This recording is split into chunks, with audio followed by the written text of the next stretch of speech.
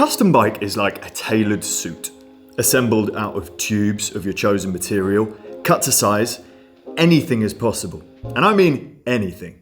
Most commonly you'll find that custom builders will use steel, titanium or carbon. Sometimes aluminium as well, and sometimes even more unusual things like bamboo, and on occasion, even a combination of materials. But surely, with so many bikes available in off-the-peg sizes, no one really needs a custom bike. Wrong. This is my friend Giles. He has a condition called achondroplasia, which means off-the-peg bikes are a no-go. So I guess my body shape is quite, I'd say, unique in some ways. So I've got a longish torso, so normal stature, short arms, and they can't extend fully, shorter legs as well. And then my limbs, so arms and legs, are both shorter at the proximal joint, which is the one nearest the body, versus the distal. No bikes would fit me. Kind of, I looked at the smallest, 3 extra small canyons, treks, etc. And so I've always had to have a custom bike. So short reach, short seat tube. This whole process took probably about 9 months. So getting the fit data, sending it to Sato, getting some initial geometry back, tweaking a little bit. I have to have short cranks. These are 135mm, so pretty short. During the bike fitting process, we went all the way down to like 115, which was super short. My hips are rotated outwards a bit, so I get a little bit of hip impingement through the pedal stroke. 115s are crazy because we literally had a super aggressive stem. It was like an adjustable one, and we put it down like 40mm, and I could just get so low because I'm really flexible front to back. But then going up climbs, it was just a nightmare. I couldn't climb on them. I had some 24-inch wheels before. I had a steel bike. 24-inch was an absolute nightmare. They're Shawby wheelchair tires, so they're 40C. I think they weighed about 500 or 600 grams each. Super slow, super heavy. And they actually stopped making them, so I hoarded about 20 sets of them. 700C is like just a game changer for me because I can get any wheel, tube, tire, or no tubes, which again, I couldn't have tubeless before. And it just rolls so much better. First ride on this, it was like I was on a magic carpet, just going over little bumps where normally I'd go down into it and just be like kind of monster trucking them. Here it's like you just glide.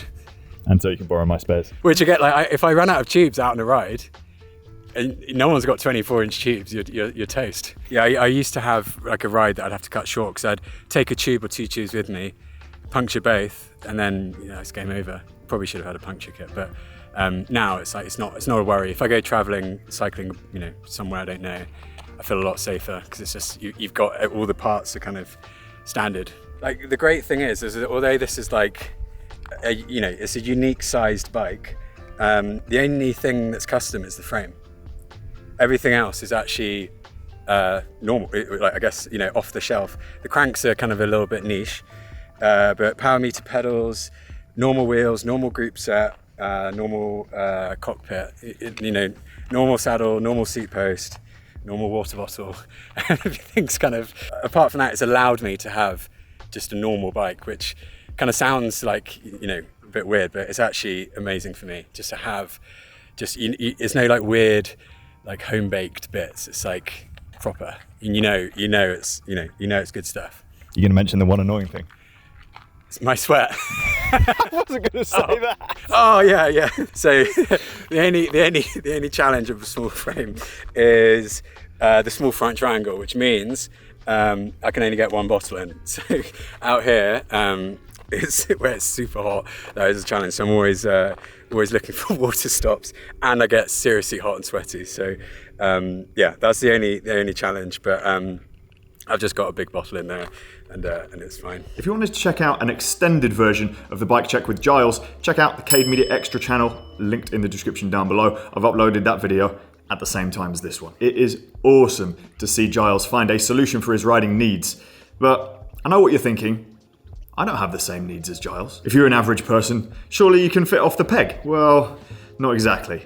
The average height for a woman in the UK is 5'3". As an example here, my wife Daniela is 5'2", so slightly under average height, and had a bike fit recently. Based on the data, she would fit bikes with a reach, which is usually the limiting factor, of 350mm. This is a rough estimate because smaller bikes tend to have steeper seat tube angles and slacker head tube angles to get things shorter. But even taking that into account, she would fit a few Pinarello models, they're particularly good with sizing, a Canyon Enduro Race, but you'd have to go down to 650B wheels, which a lot of riders don't want to do, an S-Works Roubaix, and a few others come close, but they're not ideal. It's almost always a compromise. You are seriously limited at her height, and what if you're shorter than her? This is a lot of people we're talking about. Add to this the fact that most of the components that are on these smaller bikes are too long or too wide, but that's a video for another time. These limited size options means that custom will be a fantastic choice for a lot of riders. Jimmy, Hello. you have a custom bike. I do. Is that because you need one? No, I want one. Or wanted one. Or two. I've actually got two. But this one, so this is my Howler. It's a steel, custom geometry, hardcore gravel bike. I guess the main reasons I wanted specifically this bike were I have very weird geometry requirements that I like a very aggressive over the front riding position, but I wanted a gravel bike where I had no toe overlap, and being on the smaller end of the spectrum, there is just less options available to me for that. So I had a chat with my mate Billy at Howler, and he was like, yeah, I can do that, no bother. And we worked on some geometry based on one of my other bikes, and then he came up with this absolute beauty of a bike. I've got a weird, do I want to call it a fetish? I'll call it a fetish for unique things. So one of the things I personally love about custom steel bikes is this is the only one that exists. There is not another one of these bikes. I've literally named this bike. It's called the DeVille. It is the Howler DeVille. I named the bike. It's got a serial number on it. Actually, it doesn't. It's got DeVille on it instead of a serial number. But normally, they have individual serial numbers on it. Like, you get one of these, no one is going to have one. It's like custom geometry. The tubing is spec'd for how I wanted it. The toe overlap does not overlap. The paint job is what I wanted, exactly how I wanted it. It's like a Howler. I don't exactly know what Billy's pricing is now, but if you went to Howler and got a custom geometry steel bike off of him, it's sub £2,500 for a frame set. Now, before we continue, I wanted to let you guys know that we'll be dropping a full feature-length version of 2 bikes, 1 wheelchair, 3,000 miles across the USA on this channel soon. Hands down, the wildest riding trip I've ever done. I'm really proud of the film, and it's going to be going live at 1 PM on Sunday on this channel. So stay tuned for that if you'd like to watch it. If you are interested in custom bikes, you might want to give the following brands a look in no particular order. Tomasini, Quirk, Moots, 7, Sato, Prova, Mosaic, Spoon Customs, Howler, Independent Fabrications, Clandestine, Ritter, Donahue, English Cycles, Fesca, Speedwagon, Repeat, Saffron Frameworks, Envy, Number 22, Waltworks, Drust, Field, Shand, Feather, Stayer, and Meteorworks. And I have probably missed out loads more. So, if you want to bring some light to the smaller independent frame builders, that will be amazing. I want to know more. Put them in the comment section down below, please. All of the manufacturers in that list there make bikes at wildly different price points. Some of them are very small independent builders that are just making steel bikes. Some of them are making fancy titanium and carbon mixed together, which are just absolutely beautiful but do have a high price tag. In all of these cases, there's a lot of attention to detail, and each frame is going to be custom made for the user. So you would think you would end up paying a bit of a premium. Certainly at the lower end of the spectrum, as far as I can tell, Waltworks makes one of the cheapest custom steel bikes available, about £1,800 when converted from dollars. At the other end of the spectrum, you have frames from Fesca and Sato, and they're upwards of £5,000 just for the frame set. Outrageous!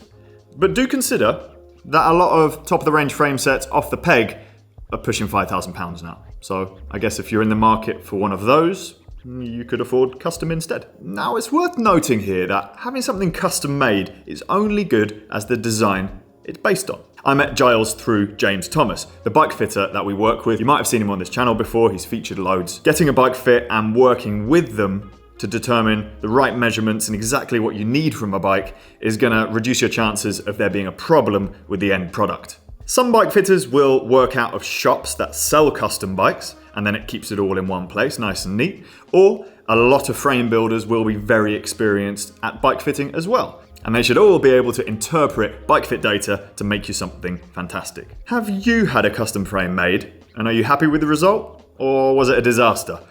Let us know in the comment section down below. As always, thank you so much for watching, and please subscribe to this video. Subscribe to this video.